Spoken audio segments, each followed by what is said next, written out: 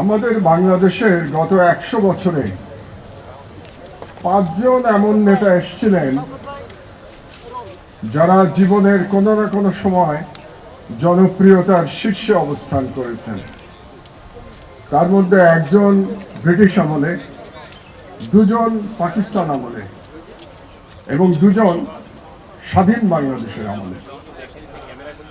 British আমলে এসেছিলেন শেরেবাংলা ফজলুল হক, পাকিস্তান আমলে মৌলানা ভাসানী এবং শেখ মুজিবুর রহমান, এবং বাংলাদেশ আমলে শহীদ প্রেসিডেন্ট জিয়াউর রহমান এবং দেশনেত্রী বেগম খালেদা জিয়া।